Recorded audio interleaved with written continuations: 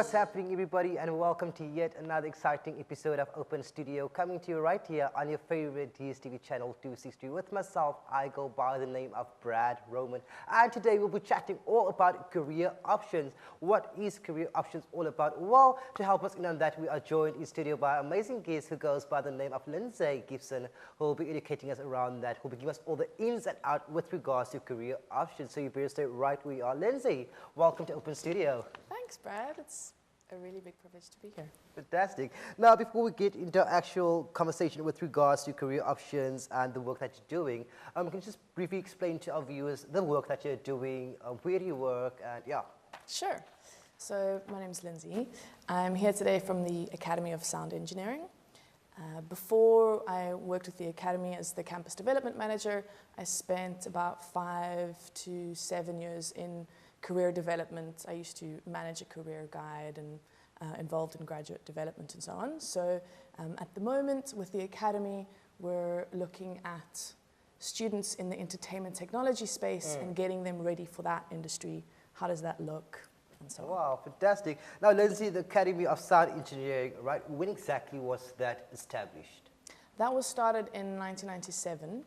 And I'm from the Cape Town campus, so originally it was started in Johannesburg by a gentleman called George Hatting, and it still has some of his heritage within the campus. 2 of the brothers are still working there, and so we're a bit of a big family. The rest of us all kind of work together. Yeah, but now, Lindsay, sound engineering, right? We've all heard about the name sound engineering. Wherever we go, whatever we do, we hear sound engineering. But what exactly is sound engineering? Yes, I think often we hear the word engineering and we're like, oh, must be difficult. Yeah. It's really simple. So sound engineering is any time or space where there's a sound or often music within a recording or broadcast environment and you want someone to be able to hear something clearly and easily. So maybe you went to a concert and you went home and you went, oh my goodness, that was the best concert I ever went to. It felt like I was listening to the album recording. Everything was so clear. The person was right here. Chances are you had a really talented sound engineer behind the house desk, and they would really understood what was going on and could get you to hear everything. Wow. Now, Lindsay, what would you say, what kind of student is an ideal candidate to study sound engineering? We all know that's a very, very male-dominated career to go in, but what would you say, what kind of student would you recommend to go and study? It's a great question. I think we're fortunate in the era that we live in where people are able to start pursuing careers that they're really passionate about, that they enjoy. You know, our parents and maybe our grandparents used to have to do jobs that, I suppose, were the expected things to do, whereas technology has meant that you can do what you're really passionate about. And so I think a passion for sound or music, that really helps specifically in this space, especially, you would know, hours in entertainment are long, so you have to be excited about what you're doing, you have to like it. And being hardworking, you know, we often will look, we have an application interview process, we'll look for a track record of students who illustrate kind of hardworking either in their grades or extracurriculars, and that's really important. So someone who knows what they like, has maybe had some sort of interest in music. About 60% of our students are involved in some sort of music in some way. Yeah, and when it comes to the field within sound engineering, would you say it's rather big? Can one find different stages, different levels within sound engineering?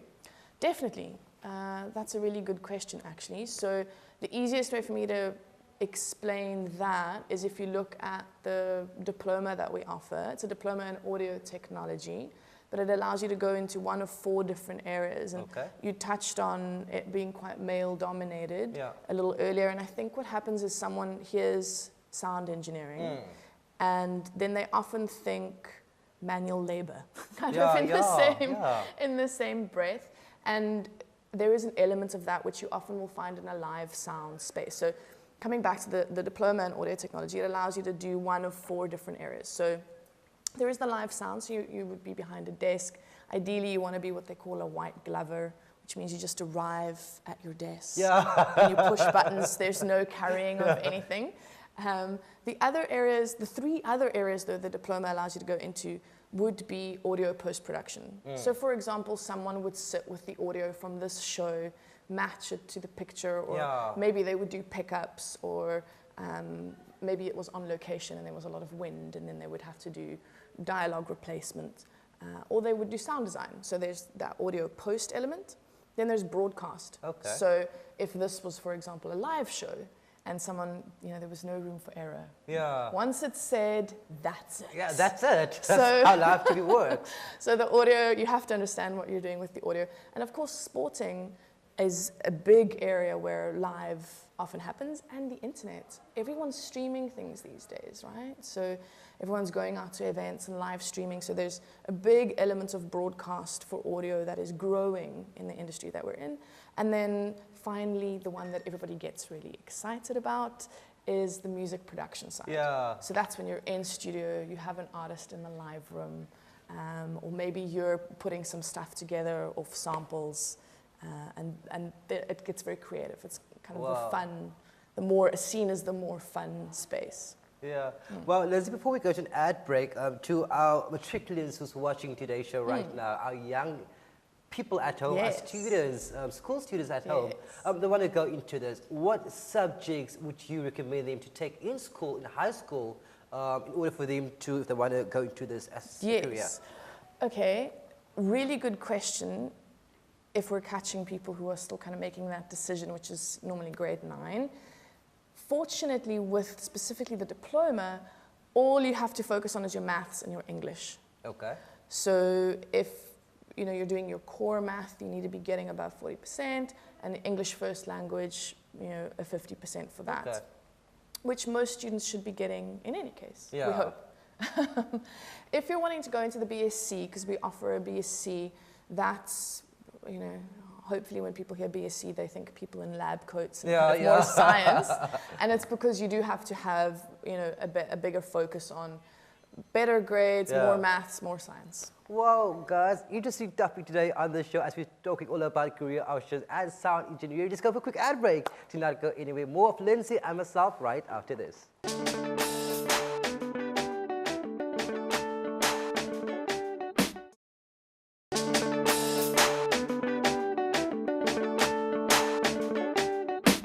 Welcome back, everybody. You're still tuned into Open Studio right here on DSTV channel 263, and today we are chatting all about career options, career guidance, and of course sound engineering. We're still joined in studio by a beautiful guest who goes by the name of Lindsay Gibson, who's giving us all the ins and outs with regards to sound engineering. Now, Lindsay, what I want to find out from you is when it comes to a student wanting to enroll with you guys, right? The courses that you offer. Is it full-time courses, or can some of the students study part-time as well?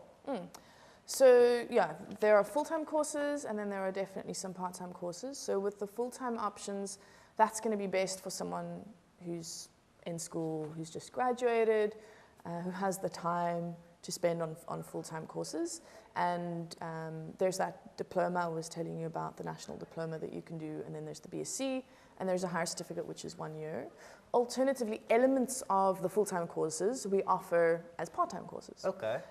We will often specialize in specific areas for the part-time courses as well. So within sound engineering, there's something called a DAW, which is a digital audio workstation, and so people have preferred DAWs that they'll use, like Logic or Pro Tools or Ableton. Yeah. And our short courses will cover some of those as well.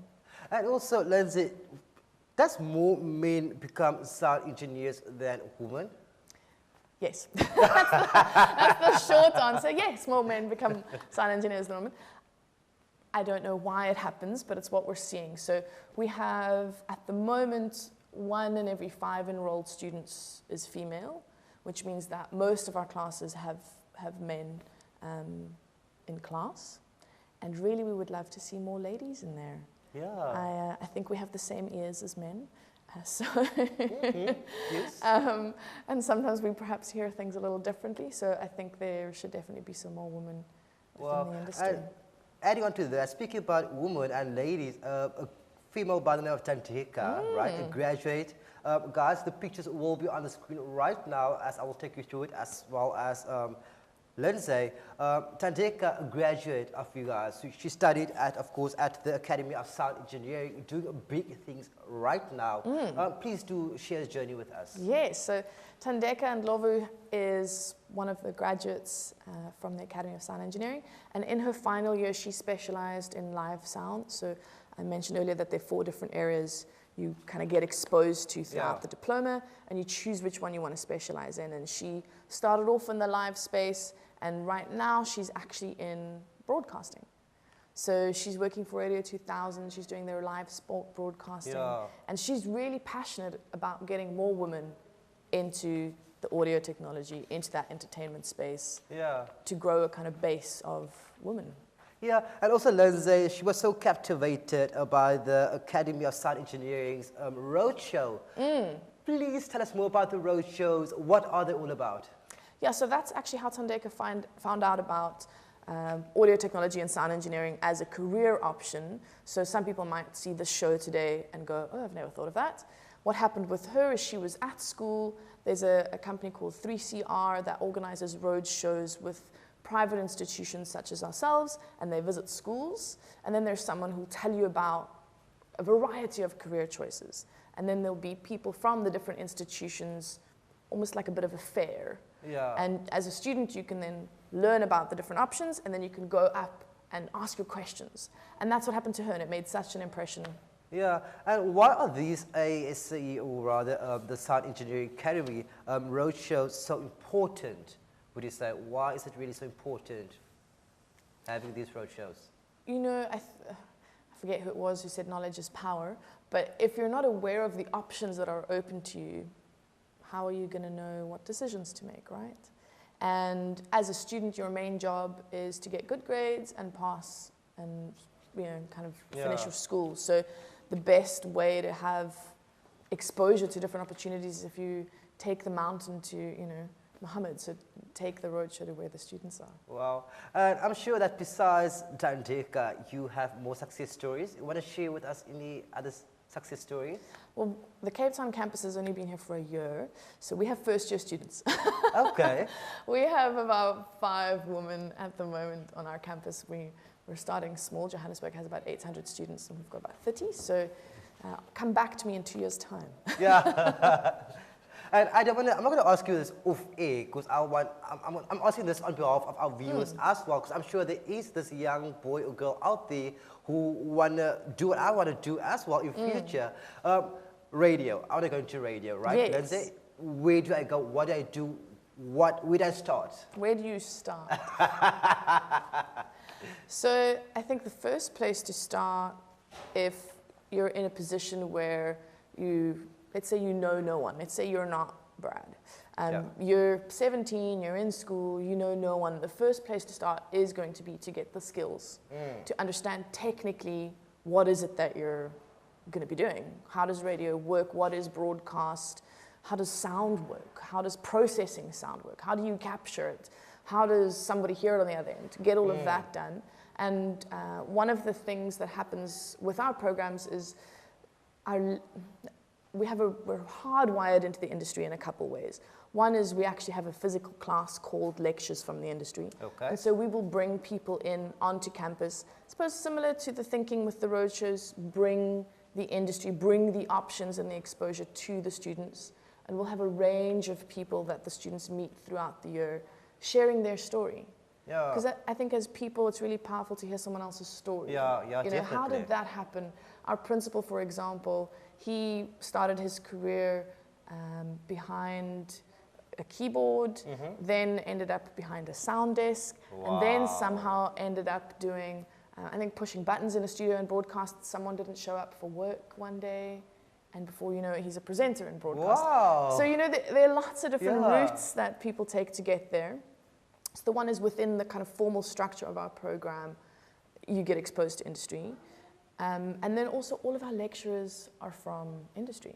They're still involved in industry. They're not allowed to lecture if they don't stay involved. So you get those exposure opportunities.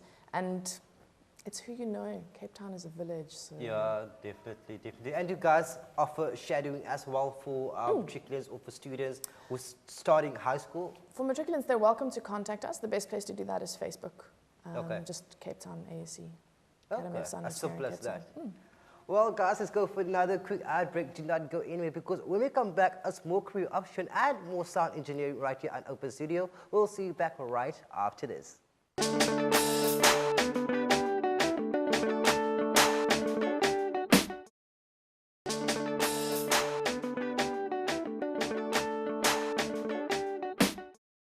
Welcome back, everybody. Still tuned into Open Studio right here on Channel 263 with myself, Brad. And today we're chatting all about career options as well as sound engineering. We're still joined in studio by Lindsay, as she's giving us all the ins and outs with regards to sound engineering. So I'm hoping that you guys are having entertained thus far.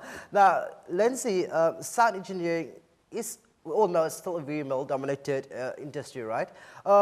Would you say that is the reason as to why the ASE has decided to give a 3-year bursary in audio technology to a young female matriculant of 2015 and 2016?